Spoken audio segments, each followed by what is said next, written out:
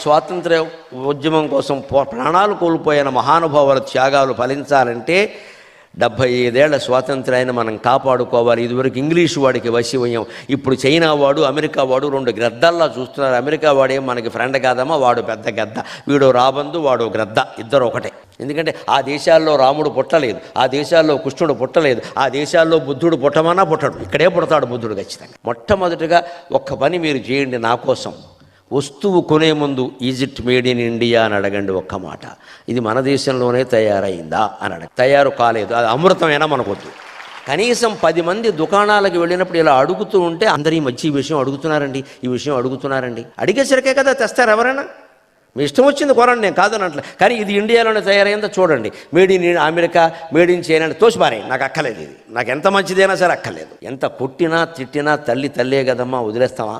మన దేశం కూడా అంతే, మన దేశం కూడా అంతే.